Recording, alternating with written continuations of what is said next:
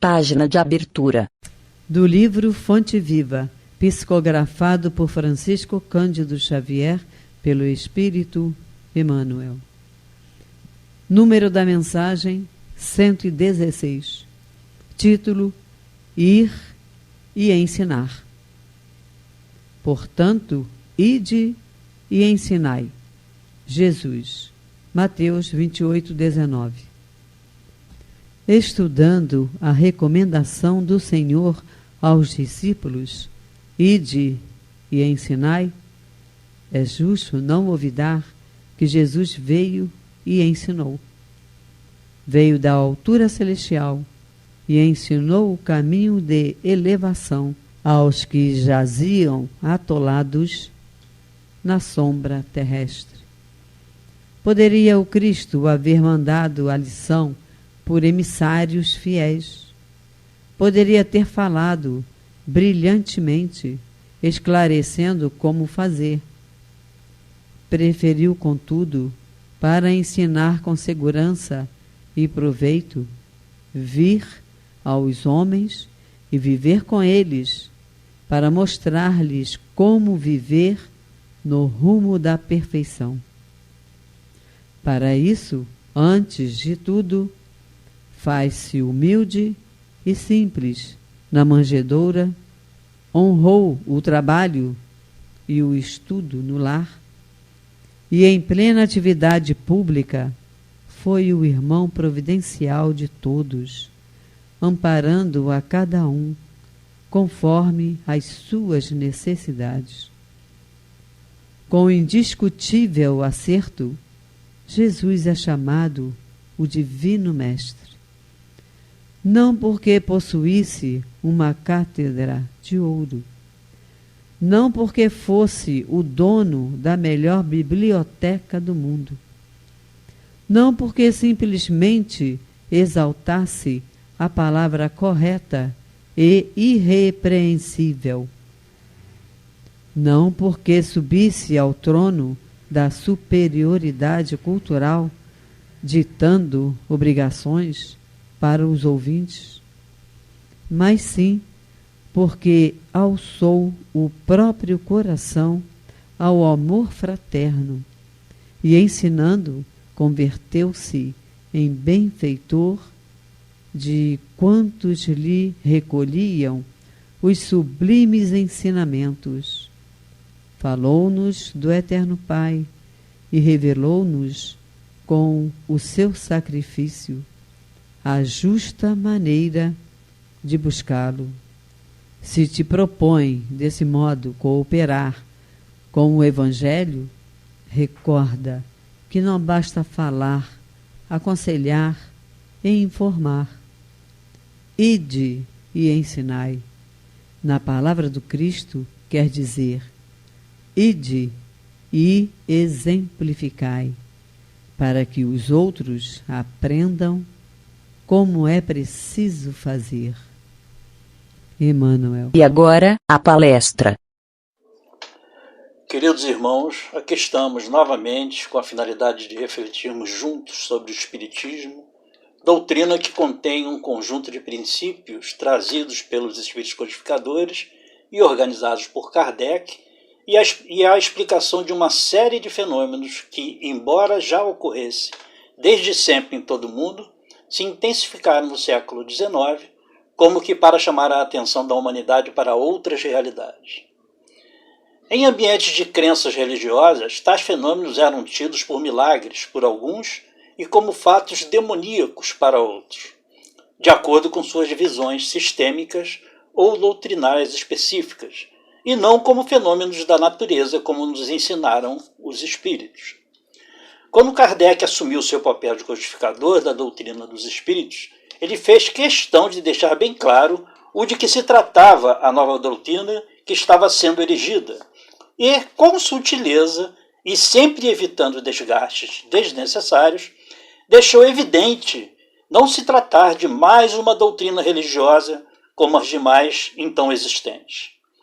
Da Bíblia, ele sequer discute alguns outros aspectos, se restringindo às questões essencialmente morais, que são aquelas onde todos os cultos podem reunir-se sem controvérsias. Vale lembrar como ele próprio definiu a doutrina espírita no seu livro O que é o Espiritismo, logo no preâmbulo. O Espiritismo é, ao mesmo tempo, uma ciência de observação e uma doutrina filosófica. Como ciência prática, ele consiste nas relações que se estabelecem entre nós e os espíritos. Como filosofia, compreende todas as consequências morais que dimanam dessas mesmas relações. E tal definição se repetiu por inúmeras citações do mestre leonês ao longo de todas as obras por ele trazidas ao conhecimento da humanidade terrena. Ao trazer à tona esta definição, ele quis afastar a hipótese de que alguém pudesse vir a confundir o espiritismo com as religiões praticadas no mundo, sobretudo nos seus aspectos formais, nas suas hierarquias e práticas ritualísticas. Não se tratava, obviamente, de uma questão elitista e nem pretensiosa ou separatista. Ele apenas não erigiu o espiritismo com fundamento no sacerdócio, na hierarquia e nem em ritualismos que não correspondiam aos princípios fundamentais da nova doutrina. Também foi uma preocupação de Kardec, sem dúvida, que o espiritismo fosse compreendido como uma filosofia de consequências morais, cujos princípios ou dogmas demonstravam a realidade e a necessidade da reencarnação como única forma de justificar as aparentes injustiças do mundo.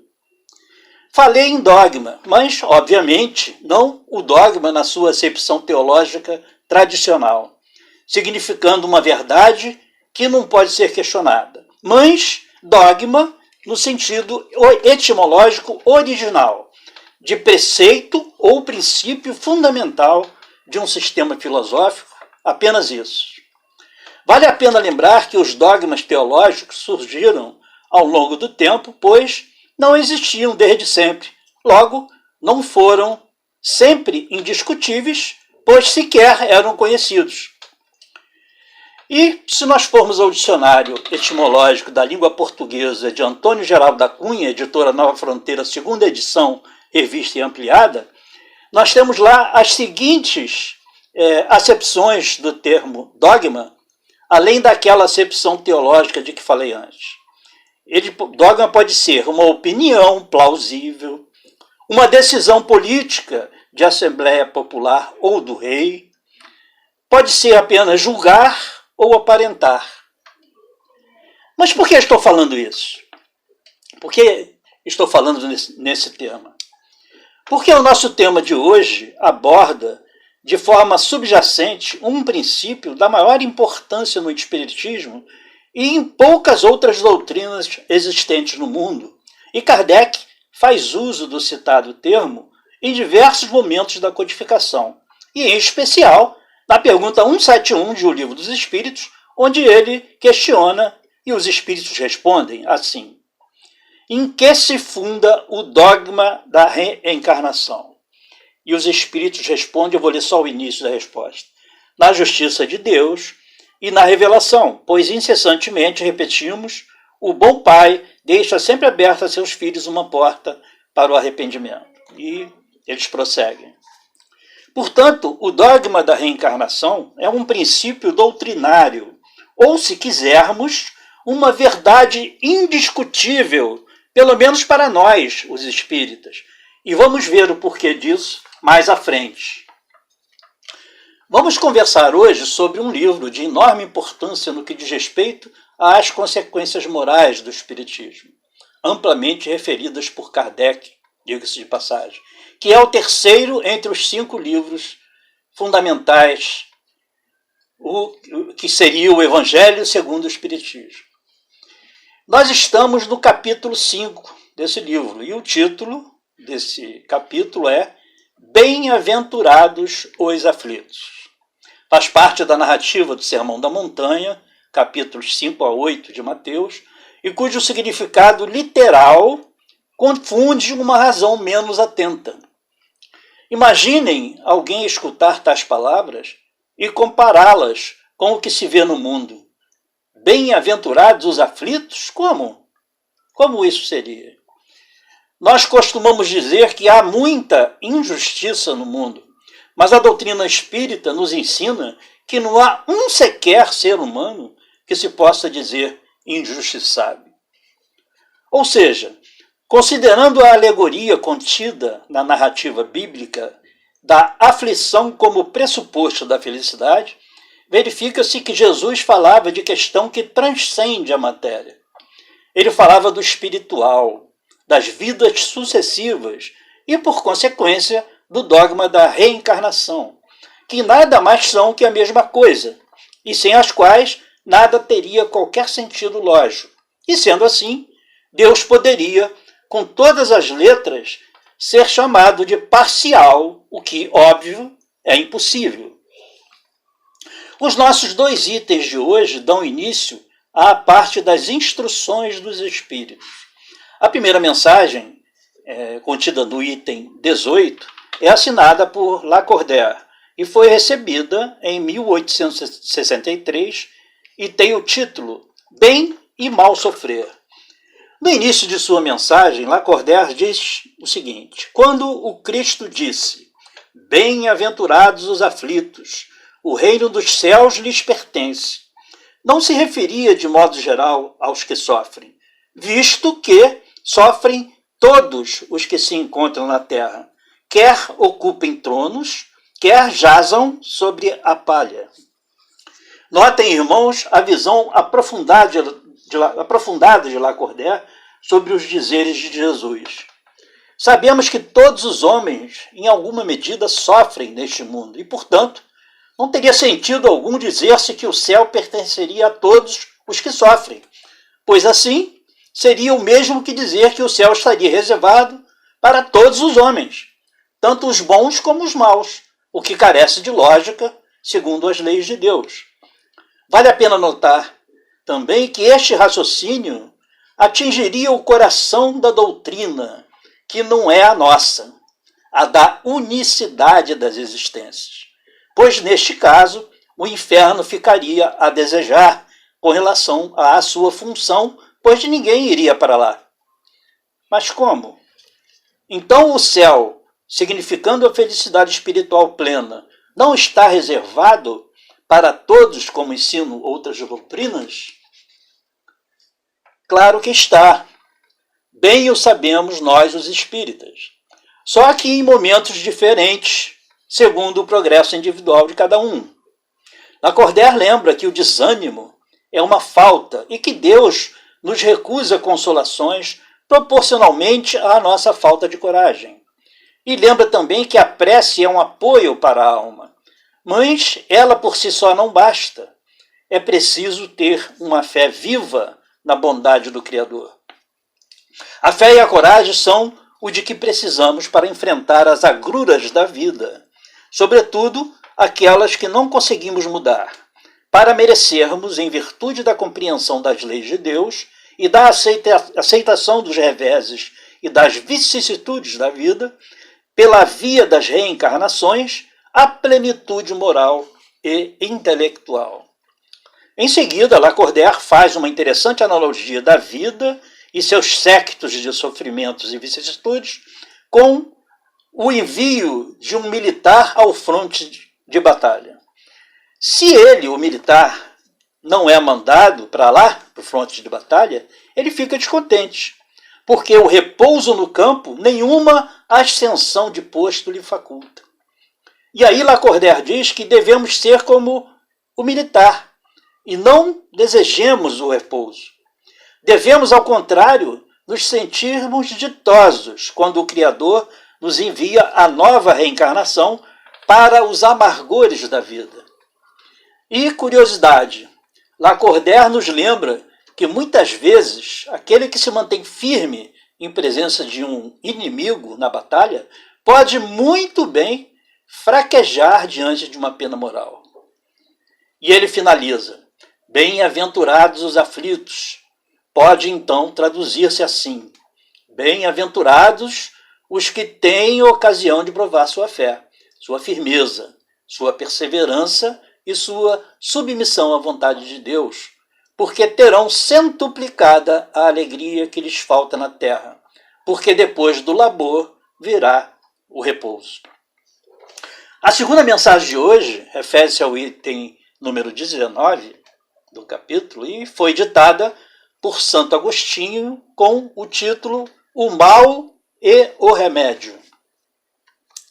As mensagens de Santo Agostinho contidas na codificação, devo lembrar, são de altíssima profundidade e alcance moral, além de construídas sobre uma base poética que emociona os leitores. E a de hoje não fugiu à regra. Vamos a ela. No seu início, né? Será a terra um lugar de gozo, um paraíso de delícias? Já não ressoa mais aos vossos ouvidos a voz do profeta? Não proclamou ele que haveria prantos e ranger de dentes para os que nascessem nesse vale de dores? Esperai, pois, todos vós que aí viveis, causticantes lágrimas e amargo sofrer, e por mais agudas e profundas sejam as vossas dores, volvei o olhar para o céu e bendizei do Senhor por ter querido experimentar-vos. Agradecer a Deus pelas dores do mundo, é isso? Até quando os vossos olhares se deterão nos horizontes que a morte limita? Diz Santo Agostinho mais adiante, como forma de nos lembrar que estamos encarnados neste bendito mundo de expiações e provas para nos pormos diante das mazelas a que nós próprios demos causa em outras existências ou nesta mesmo. O que são as dores e os sofrimentos diante da felicidade que advirá da nossa resignação e aceitação diante delas?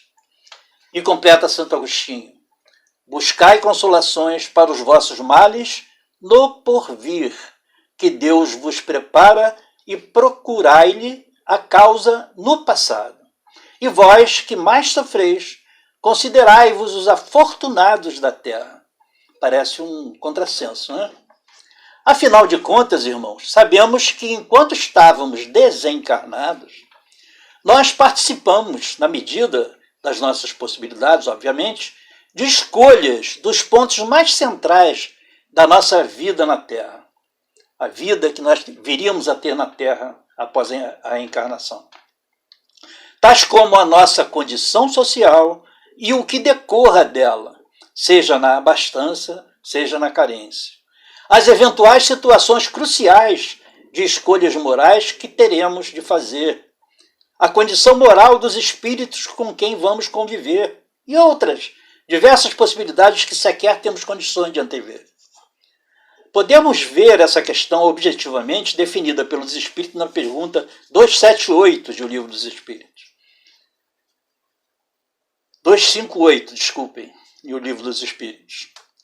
Quando na erraticidade, antes de começar numa nova existência corporal, tem o espírito consciência e previsão do que lhe sucederá no curso da vida terrena? Responderam os espíritos: ele próprio escolhe o gênero de provas porque há de passar, e nisso consiste o seu livre-arbítrio. E tem uma subpergunta A da pergunta 262 que também é interessante nós lermos. Vamos a ela. Quando o espírito goza do livre-arbítrio, a escolha da existência corporal dependerá sempre exclusivamente de sua vontade? Ou essa existência pode lhe ser imposta como expiação pela vontade de Deus? E eles responderam: Deus sabe esperar, não apressa a expiação. Todavia, pode impor certa existência a um espírito, quando este, pela sua inferioridade ou má vontade, não se mostra apto a compreender o que lhe seria mais útil, e quando vê que tal existência servirá para a purificação e o progresso do espírito, ao mesmo tempo que lhe sirva de expiação. E continua Santo Agostinho, voltando à mensagem dele. Como desencarnados, quando pairáveis no espaço, escolhestes as vossas provas, julgando-vos bastante fortes para as suportar. Por que agora murmurar? Nós vimos isso, né? Por que murmurar agora, se fomos nós próprios que participamos dessa escolha? E mais adiante ele diz: que remédio então prescrever aos atacados de obsessões cruéis e de cruciantes males? Só um é infalível, ele mesmo responde: a fé, o apelo ao céu. E mais adiante ele fala: a fé é o remédio seguro do sofrimento. Mostra sempre os horizontes do infinito, diante dos quais se esvaem os poucos dias brumosos do presente. Não nos pergunteis, portanto, qual o remédio para curar tal úlcera ou tal chaga, para tal tentação ou tal prova. Lembrai-vos de que aquele que crê é forte pelo remédio da fé, e que aquele que duvida um instante da sua eficácia é imediatamente punido, porque logo sente as pungetivas angústias da aflição. Finalizando, Santo Agostinho diz o seguinte: ditosos os que sofrem e choram, alegres estejam suas almas, porque Deus os cumulará de bem-aventuranças. Era isso, irmãos. Somente a doutrina dos Espíritos consegue, através da reencarnação, justificar e conciliar os atributos do Criador frente às aparentes injustiças que nós observamos em abundância no mundo. Tudo aparência quando não se põe às vistas na vida futura, na vida espiritual e nas diversas reencarnações como forma de progresso espiritual. Muita paz a todos.